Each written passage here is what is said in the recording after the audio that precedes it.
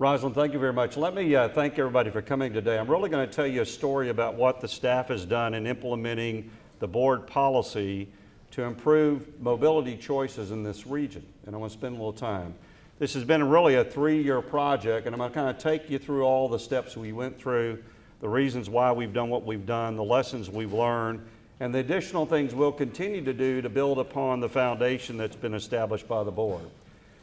What we really did is making sure that we move forward and moving forward in how we're implementing the board policy. If you have an opportunity, I know Ms. Scarborough has been to a lot of our committee meetings. If you watch all the board meetings, they're all archived, they're all online. And you go back probably 3 years ago, there's a member that always uses our services that came in before the board and said, if you take a look at the 1929 Houston streetcar map and you compared that to the bus network and the old network, you basically saw the same network. And you will be shocked to know that our region has changed quite a lot since 1929.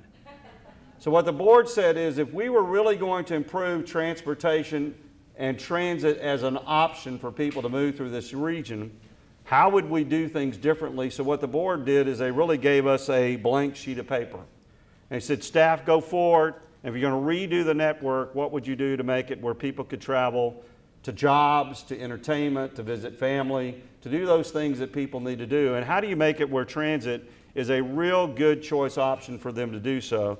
And that's what we did. So they really gave us the opportunity, working with staff and the consultant team, to kind of take a look at a blank sheet of paper and draw a new network.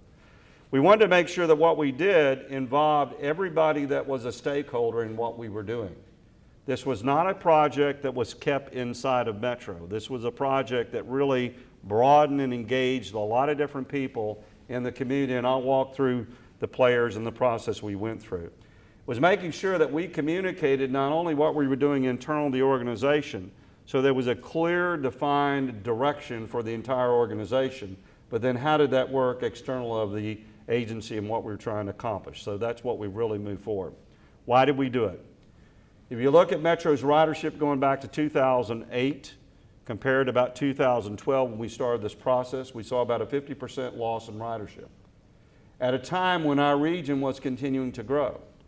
And other parts of the state were continuing to grow as well. And although we ran through some very tough economic times back in 2008, 9, and 10, it didn't mirror that we were seeing it where we're losing the ridership base. And so it really is taking a very hard, very direct look at where we're getting people where they wanted to go. Had we really shifted the system to get where it needed to go, and had it evolved with the region to make sure we were serving those job bases, those entertainment bases, those education bases of where people needed to go. We also looked, when we had a series of meetings with the public over several years, we asked, what would you like us to do to improve transportation choices? Traditionally, what you would hear in those capital investment meetings is, we want you to expand rail. That tends to be the conversation you hear. But we heard a lot of people saying, we want you to improve the bus system. We want you to spend more time improving the quality of the service, the frequency of the service, and having the service get us where we need to go. So we heard very clearly from the community that they wanted us to improve upon the efficiency, the quality of bus transit in this region.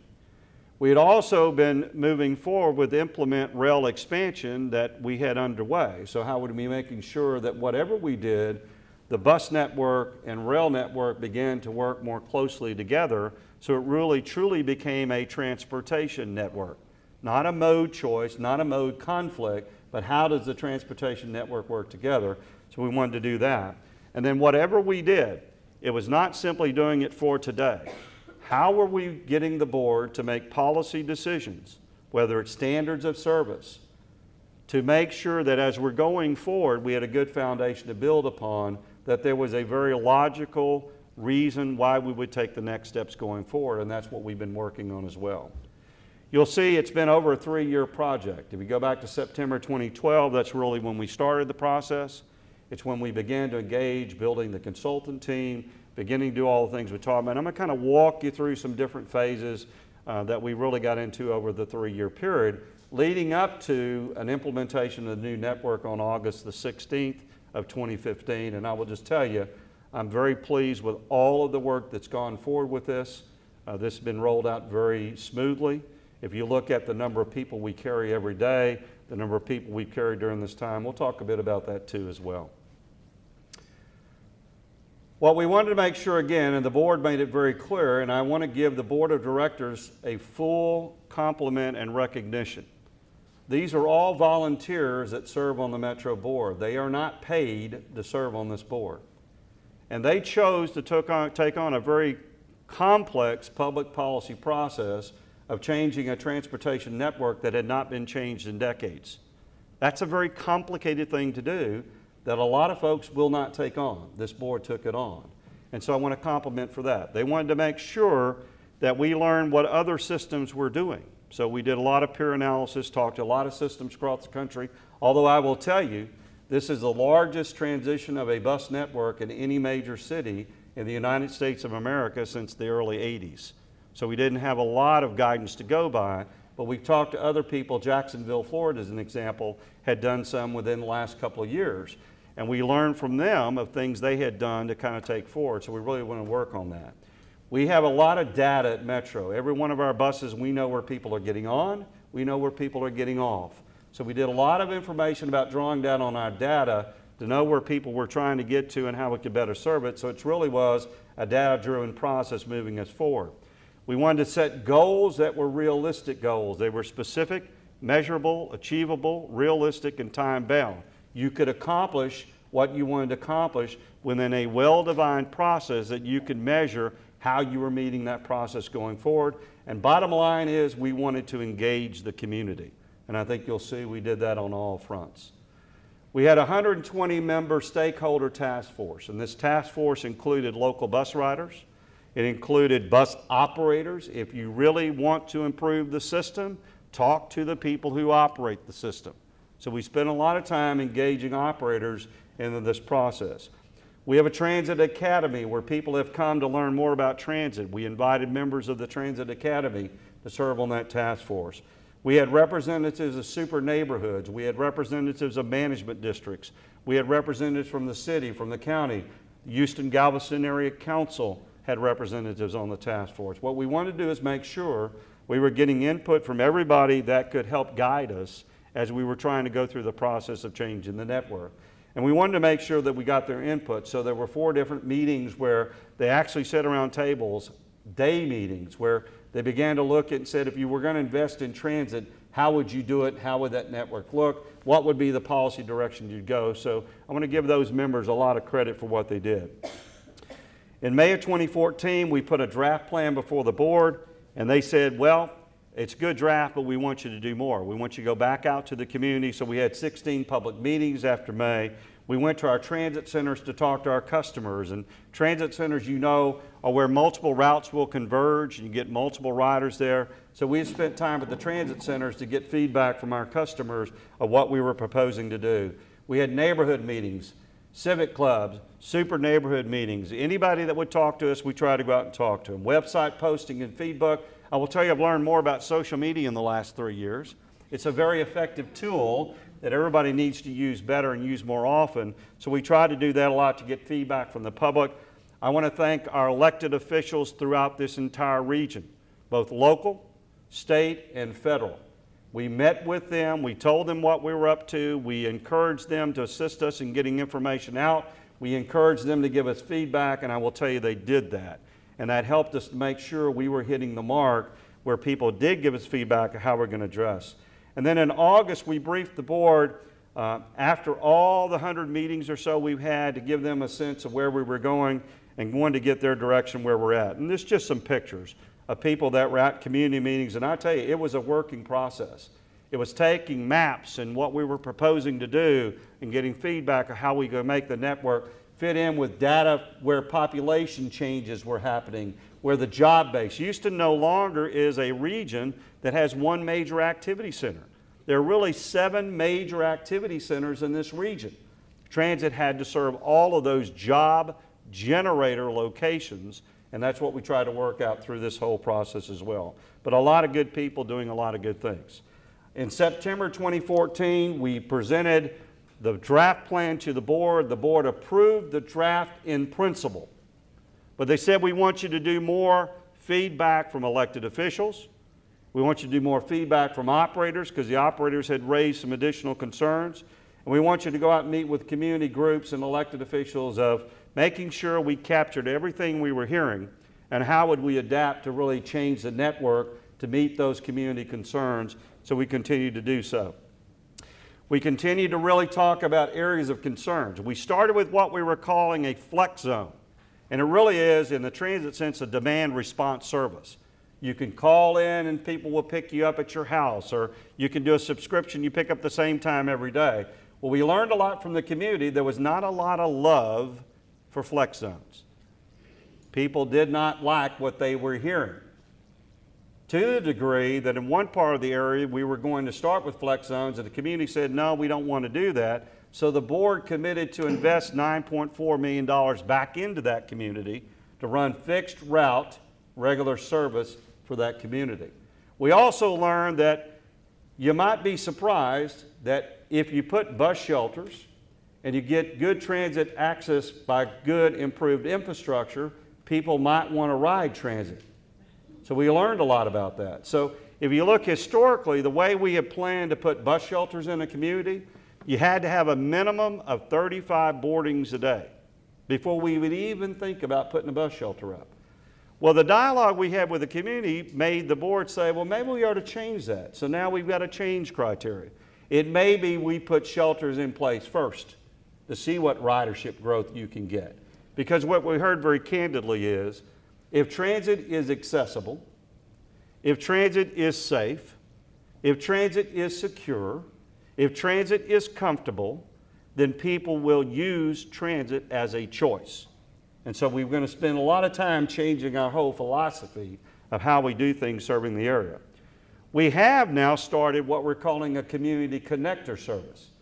And working with the community in Acres Homes and elected officials, we're actually running that type of service today. We've been in operation about 7 months, and we're getting very, very positive feedback on ridership growth and feedback of on-time performance being very well, and getting a very good feedback that that may be a service that helps us serve this community in the future. And we've just really worked with how we can continue to learn more about those options in using Community Connector that may serve those communities that don't have a very strong ridership base, but there's a coverage need to have transit to serve that community. So we'll continue to build upon that. Again, through May of 13 through February of 15, lots and lots and lots and lots and lots and lots and lots of dialogue. What we said up front is, we don't mind criticism. We took criticism, sometimes constructive, sometimes not so constructive. But we also took feedback from people that thought we were doing the right thing. And if you're really committed in the end game to do the best you can and do the right things in serving this region, you need to be open for people to take criticism towards you. And that's okay with us. It doesn't hurt our feelings. If we're really committed to make things better, that's what we should do. And I think through this process, we did that and did it with a lot of respect and a lot of dignity, and we'll continue to do so. In February, the board actually approved the Transit System Reimagining map, but they also did a policy change. The only way the map can now be changed is if staff goes back to the board and the board has to approve a map change.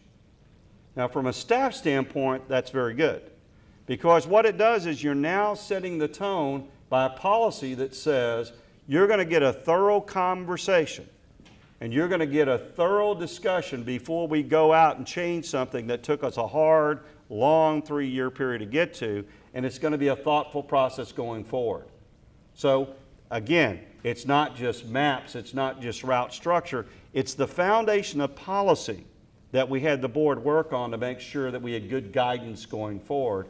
I want to compliment them for doing that and making sure we have a process that's clear and everybody knows what we're doing for.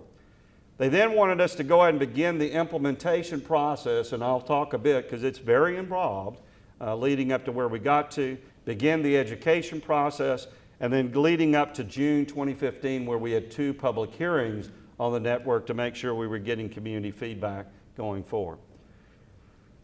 When I talk about every department at Metro being involved in rolling this out, I mean literally.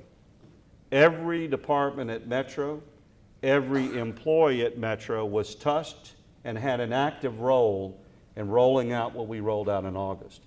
And I will tell you that if you're going to take something on that's got this significance, everybody needs to clearly understand why you're doing what you're doing. And we made it very clear why we were doing what we were doing. We made it very clear the importance of what we were doing for this region. I don't need to tell you, because you hear it every day, over 100,000 people are moving into our region every year.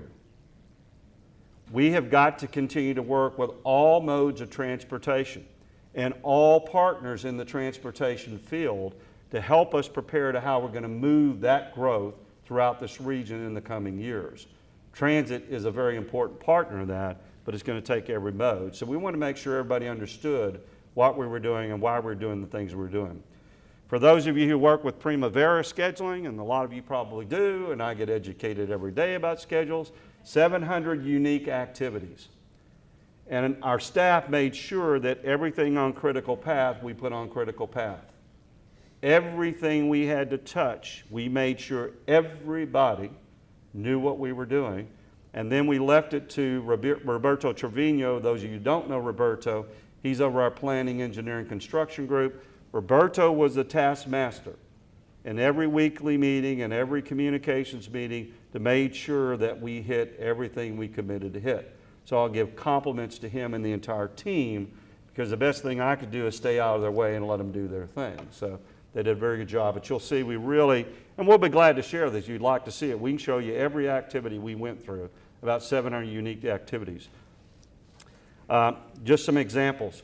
We are blessed to have a very good print shop at Metro. All the collaterals we printed, we came out of the Metro print shop, whether it be the public guides, whether it be the maps, whether it be the banners, whether it be the marketing, collateral material. I want to really compliment our print shop, making sure that they got us what we needed to get them when we needed to get them. So we had to hire a bunch of people.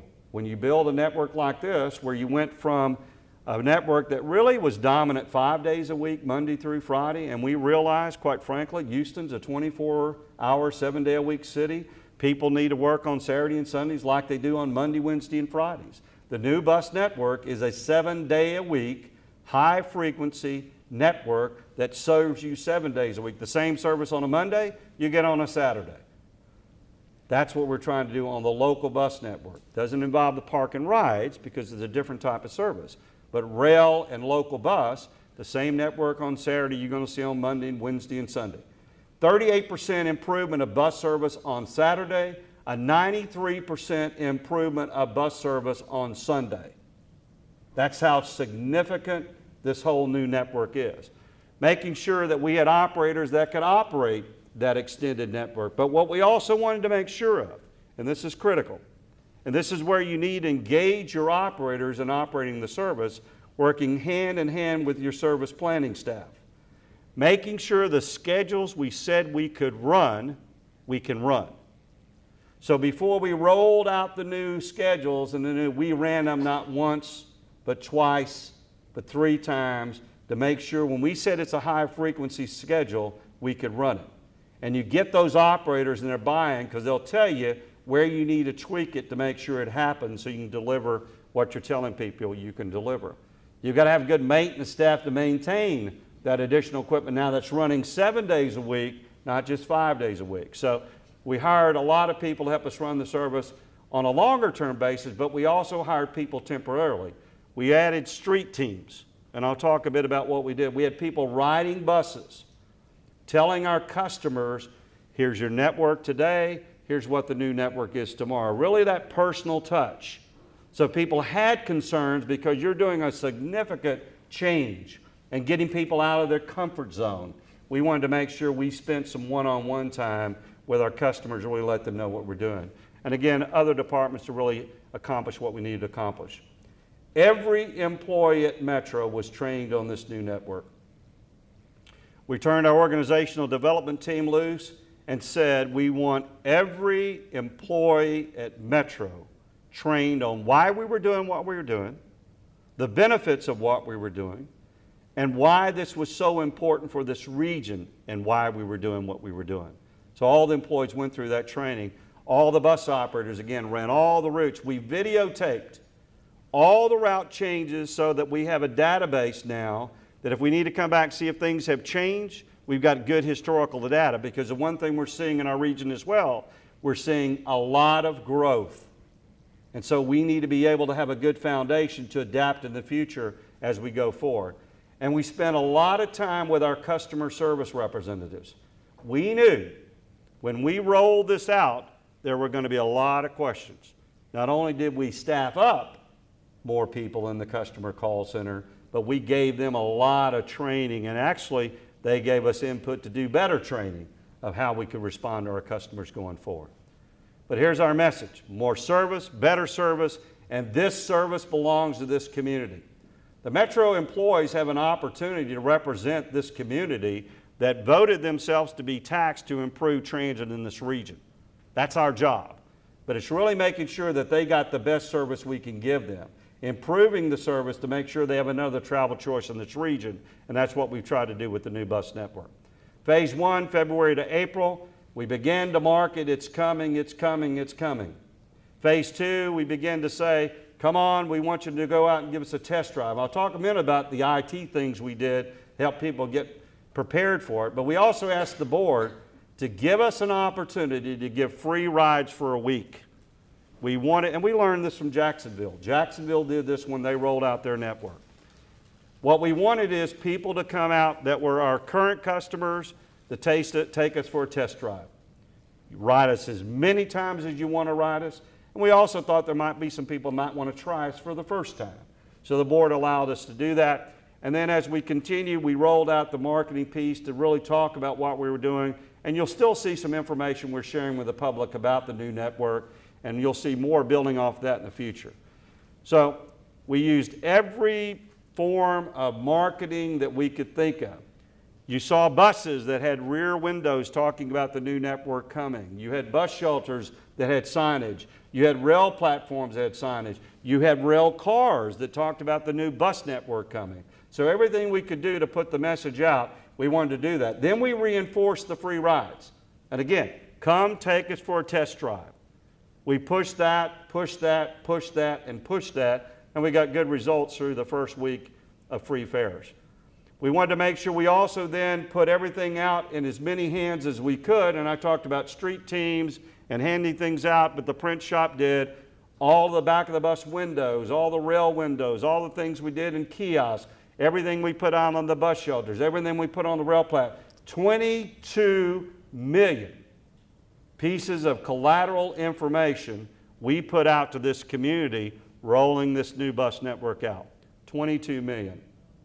We also worked with our television stations and media outlets where we did paid advertising. But I want to thank the media. The media also covered this, and all you can ever ask is give us a fair shake, and they did. They talked about the good things we were doing, they talked about some questionable things we were doing, and you always learn from that. But I want to thank Telemundo, and I want to thank Channel 2 specifically because they actually did a phone bank for us, and then Univision did a phone bank for us, where we could really take calls in from our customers before we rolled the new network out. So the media worked very well with us to push that information out and going forward, and we'll continue to build on that. We have over 10,000 bus stops in the metro service area. 10,000. Our print shop did 14,000 information posts, of about 8,800 are unique. And really, if you see this little, it's an info post.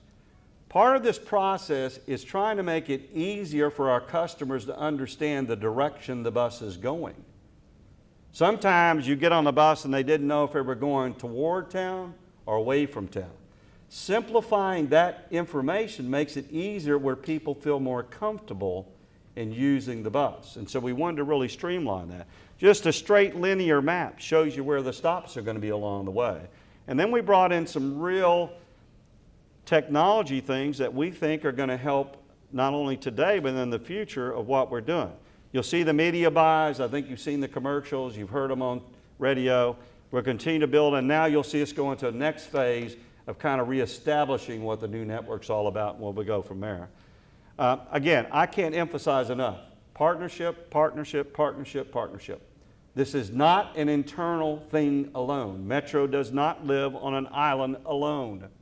How we work must involve everybody in this region that has a role in public policy and has a role in what we're trying to do to improve our community and has a role in improving transportation. And I will tell you, we reached out to everybody and we've learned a lot and we'll continue to do that in the future to make what we're doing today better as we go forward to serve this region. Again, it's always good to celebrate people that do the job, but we brought in school district administrators to make sure they knew what we were doing because there's a lot of students that ride Metro, so nobody was confused. We brought management districts in so they knew what we were doing to see how in the future we continue to partner with one another to do things better in the future. And we'll continue to do that. We brought in social service agencies so they knew what we were doing and how it could help their consumers going forward and improving the service for their customers as well. So it's really talking about an all hands on deck, all communicate. I don't care what the event was, but we had Metro staff at the event to share the word of what we were doing. We did a lot on rider assistance and educations. You know, the basic map now, if you look at our map now compared to the old one, it's a lot simpler to understand. It's more like a rail type map that you'll see in different cities across the world. It's really trying to make it easier to understand. It gives bus stops information, tells you where we're going, and really we're trying to put a lot of tools out to make things better. But here's what our IT folks did, and I would encourage you to do it the next time you ride the bus, and I hope you ride it early and often every day. That was my plug for Ronnie Transit. We put together two things that we were really trying to make it easier for our customers to understand and to feel more comfortable about using buses. There seems to be a higher comfort level when you're riding rail because you know the rail's going to be there. You hear announcements coming, you pretty well bank it. Every 6 minutes you go see that. That's not always the comfort feeling that you get from people that ride buses. They say, I think it's coming, I hope it's coming, I'm just not sure it's coming. So we did a couple things. We did a dual trip planner before we ever rolled the new network out. And you could go to ridemetro.org and you could go to your route today and how you would ride the bus. And then you could go to what the new network looked like to see how you could ride the bus. So to show you the changes, getting people to understand that. What we're doing now is you can go to a bus stop and all of our buses have ID numbers. And you can go to a short code, it's called My Ride, so the number's there. And you put in the bus stop ID number, and whatever the route is you want to ride, it'll tell you what time the next bus is going to be there. And that's come from an infrastructure investment we've made over the years. We know where all of our buses are because we have GPS technology to tell us that. So what we've been able to do in managing fleets from an operating standpoint, we now can provide that to our customers so they know when the bus is going to come. If there is a problem with real-time data, then you're going to get scheduled data. So we're going to make sure they get that. And we've seen that utilization go up about 11,000 texts a day we're seeing now. So we'll see that get better as we go along. But really trying to make it easier for our customers. But again, every communication to every employee from, I do a video once a week, try to get employees to know what's going on. We had project meetings. We had the operator staff. We just try to push everything out we could to push out to communicate. I want to compliment our facility maintenance staff. We had to basically take an old network one day and transition it to a new network the next day. And I mentioned 10,000 bus stops. So we came in with bags that basically would show, we would cover what the new signs would be, but still had information about the old network. And then the Saturday the 15th, we had 117 two-person crews that had to go out and change all those signs out in one day. And so they got very creative. We used modern technology to make this happen. We had an extended pole and a trout hook. That's how you had to get the bags off the stop. So I'm going to give them a lot of credit because, again, nobody's really done this to this magnitude since the early 80s. And when you're talking about that many stops and that many changes you have to make, it takes a lot of people and a lot of creativity to do it. Again, that's just an example of some of the bags we took off. But every stop had to get a bag off with a new bag up. It was all hands on deck. Everybody was a part of this. It's just making sure that everybody knew what we were doing and everybody clearly understood what their role was and what we could really do to make this happen. We also knew that when we got into the new network that we were going to take more time with our customers. Our response time, call wait time in our call center on average about 2 minutes. We want all of our calls answered in 2 minutes. What we told the call center staff is you take as much time as you need to take. We added more phone lines, we added more assistants to give that information, but we wanted them to take all the time they needed to answer the questions they were asked. So we went from about 2 minutes to 4 minutes and 55 seconds on average. We're now beginning to see that come down because people are getting more comfortable. We also use more information on our website to let people understand what we were doing, that they could do some things on their own. And I mentioned earlier Channel 2, Telemundo, and Univision. They did a lot to help us rolling this out. Just a call center, a lot of people, I loved it on Sunday the 16th, they all wore green to the call center. I guess it was their war zone or something that day. So it was fascinating. So you saw real talented people coming forward to really make sure we were doing the right things to move forward. And we set up operations at Transtar, which we're extremely proud of, and everybody in this region ought to be proud of Houston Transtar, with the city, county, Texas Department of Transportation, Metro, a lot of funding from H-GAC to make sure that we can manage traffic through this region. Well, we used that as our command center when we were rolling the new best network out. And when we went into free fares, we actually set up buses to supplement service. We felt we would get overloads, and we did. But we had a real team of every department at Metro, whether it's media, social media, service planning, police, safety, operations at Transtar. So anything that came up, they had the authority to make decisions to react to it, and they did during that free week. And you'll just see a lot of work going on. We had a lot of people at transit centers, to include our board members. We had board members at transit centers sharing information when we rolled this out, answering questions when we rolled it out, testing the technology when we rolled it out. They've been very supportive of this whole process. We had police officers that we wanted to train. Everybody needed to know what we were doing, so you'll see that process. And that's what the new network looks like. 22 routes, 15 minutes or better, 7 days a week, getting people where they need to go. 38% more bus service on Saturdays, 93% more service on Sundays. 25% of our customers used to be closer to a high-frequency network. With the old network, 75% are now closer to it today.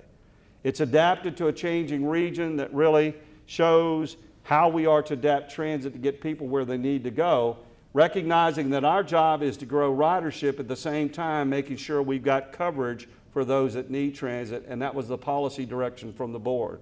80% of our operating budget to maximize ridership growth, 20% to make sure we provided service to those that needed transit in coverage areas, and we've done that. Our goal is to increase ridership. That's why we were created. Our job is to make sure that the environment we present, people feel comfortable in using transit in all aspects of that. It's to make sure that we continuously look at those things that will encourage more and more people to look at transit as an option going forward. And I'll talk a little about what we saw in the Free Fare Week, but I'll emphasize this means nothing. It's not a trend. There's nothing there. It's just a snapshot of what we saw. We saw a 27% increase in ridership on the local network the first week we rolled it out, both local bus and rail. Because again, we're making sure that bus and rail work hand to hand as a total transportation network. And that's what this is all about as well. From August 23rd through August 31st, you get a little stabilization. We've seen about a 5% growth in ridership on the local network.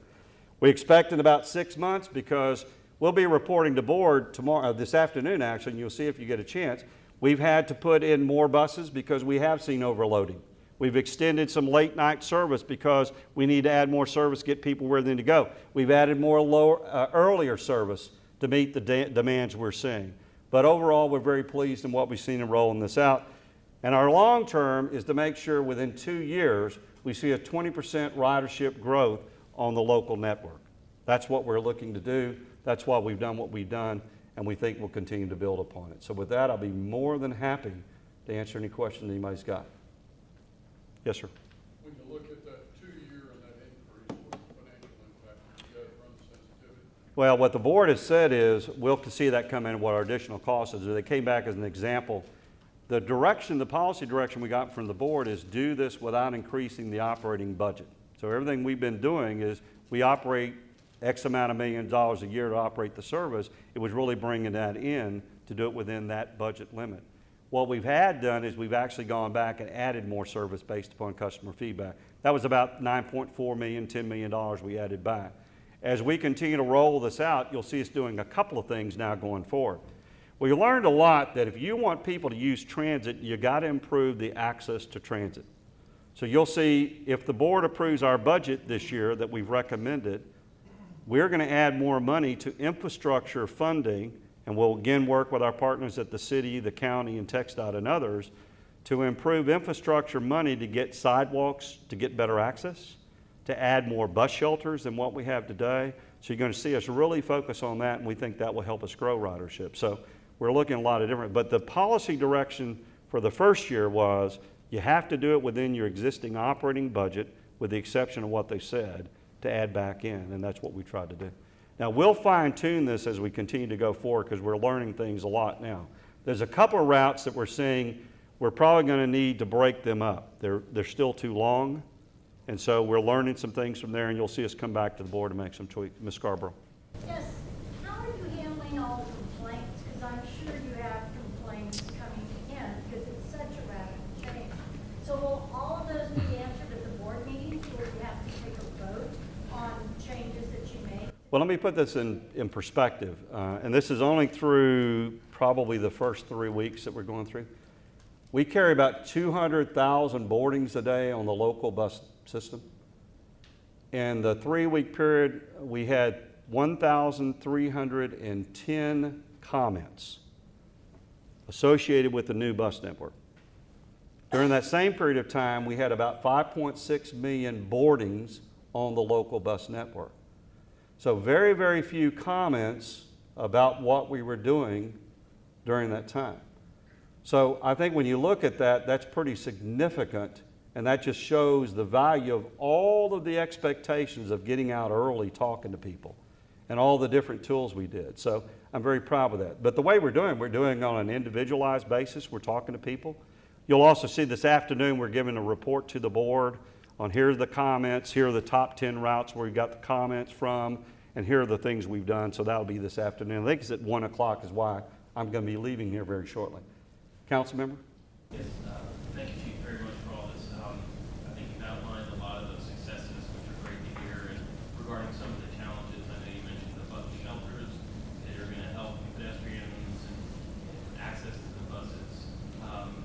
In collaboration with the city, I know we've talked recently at the Quality of Life Committee about challenges with the network.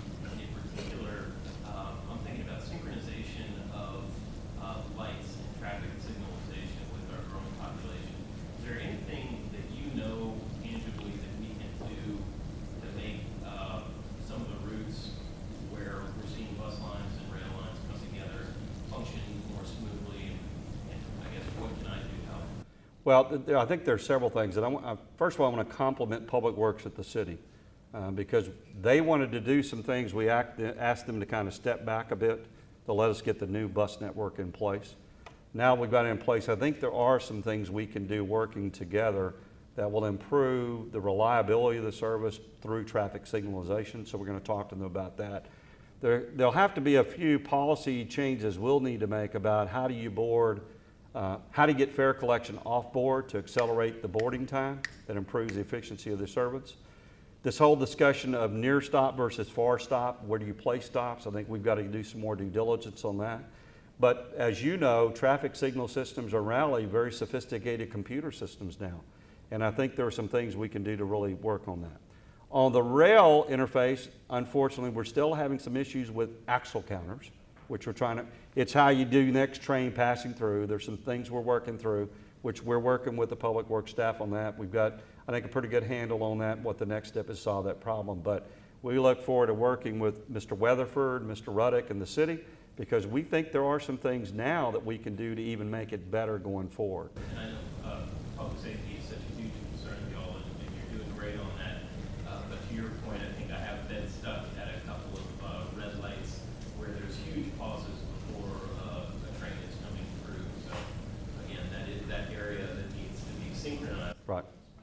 And we'll work with the city on that. There's things we need to do, and I think we've got a good thought going forward.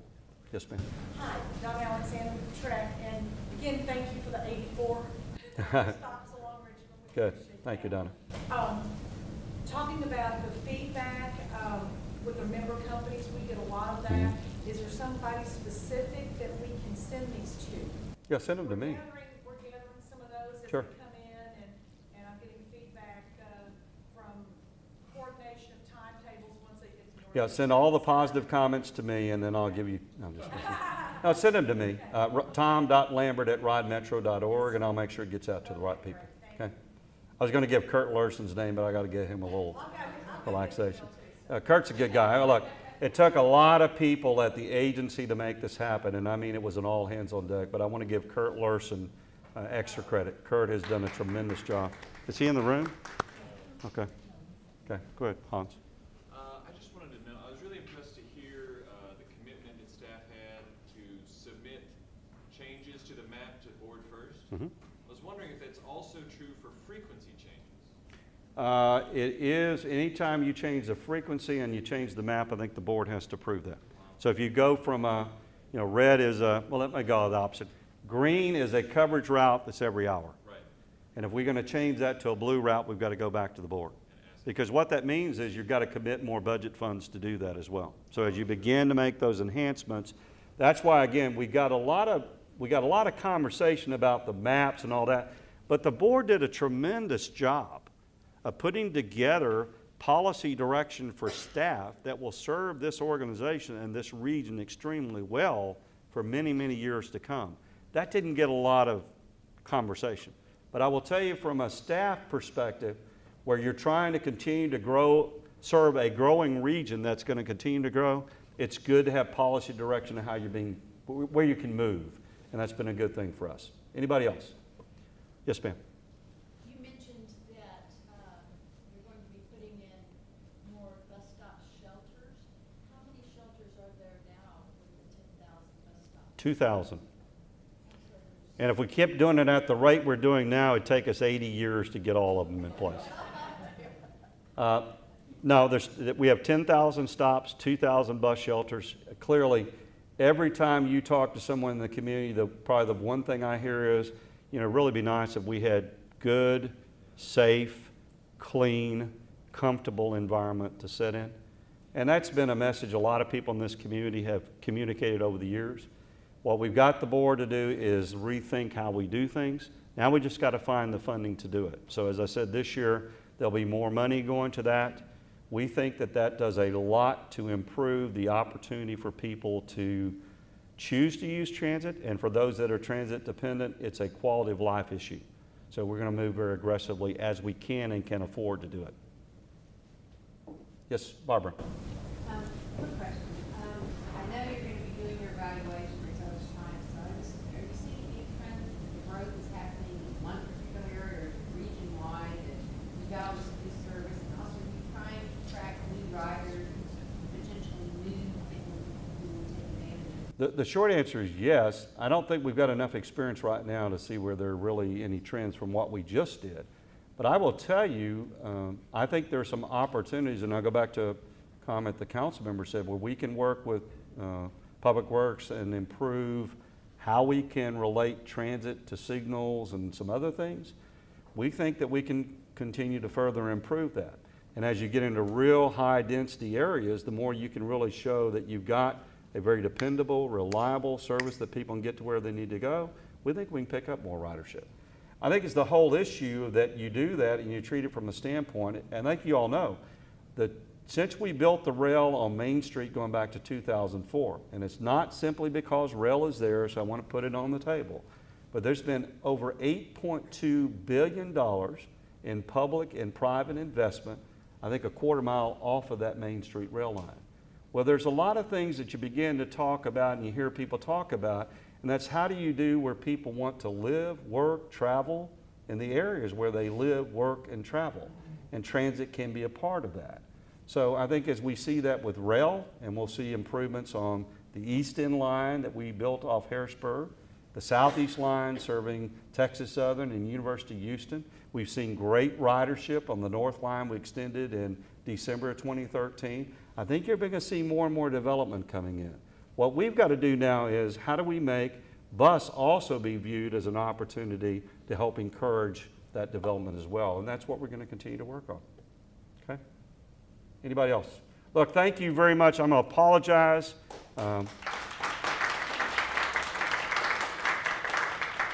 We're going to run back to board committee meetings so I can tell them exactly what I just told you, and we'll see if I'm being consistent with that message. Thank you all very much.